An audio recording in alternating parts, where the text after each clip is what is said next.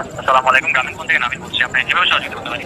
আপনি সহযোগিতা করতে পারবেন মানে আমি মোহাম্মদ মাসুদ রানা, রানা রূপে বাদশাহ, রাজমিস্ত্রি।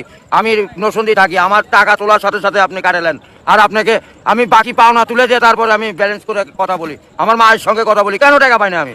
এর কারণ কি? কেন দেওয়া হবে না আমাকে? আমি কি চোরটা না ডাকাত? আপনার সমস্যা, সমস্যাই তো আপনার সমস্যা। Any problem, don't disturb, okay, understand? আপনি যখন লোন লাগবে তখন লোন দিবেন এই নাম্বারে। আমার মার সঙ্গে কথা বলতে হয়, আমি লোন ক্লিয়ার করি। তো আমাকে লোন দেবেন না কেন? বলেন, আপনি বলেন। আন্তরিকভাবে দুঃখিত স্যার, আপনি কি ইমার্জেন্সি ব্যালেন্স দিতে পারছেন না? লাস্ট ইমার্জেন্সি মানে আমার মা আগে না আপনার অফিস আগে? মিয়া অফিস উড়াই দেবো কিন্তু মাথা গরম করলে। আমি দেশের নাগরিক না? হ্যাঁ, বুঝতে পেরেছি স্যার। আপনি কি আমাকে যখন আমি ব্যালেন্স আপনার থেকে লোন চাবো, চাওয়া মাত্র এই নাম্বারে দিবেন 808 828। শূন্য লাগাইলে বুঝতেই পারতেছেন, ভুল জান না হয়। হ্যাঁ, গ্রামীণ।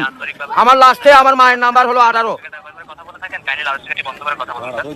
আরে ভাই, মাথাটা নষ্ট হয়ে গেছে। আমি সেই থেকে ছেলেপেলেরা ফোন করছি, আমি তো ইংলিশ বুঝি না। ইংলিশ কোন মানে?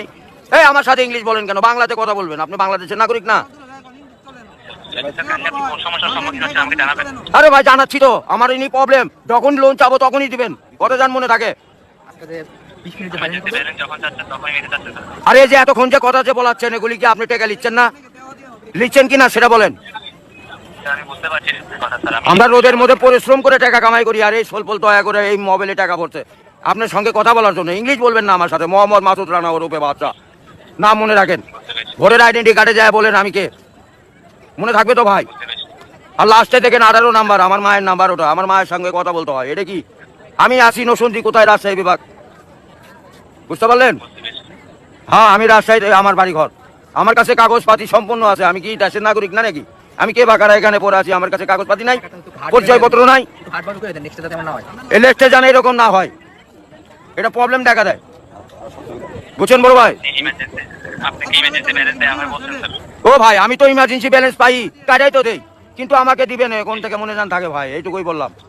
বুঝতে পেরেছি স্যার। আপনার ব্যালেন্স যখন স্যার 30 টাকার নিচে তখন স্যার আপনাকে ইমার্জেন্সি ব্যালেন্স দেওয়া হবে স্যার। হ্যাঁ, মানে চাওয়া মাত্র দিবেন, তারপরে যদি বাকি না দেয় তখন তো বলবেন। আমি তো এতদিন দিয়ে আসছি, আর এখন দিব না মানে? এখন তো দিবই আমি। বুঝতে পেরেছি স্যার।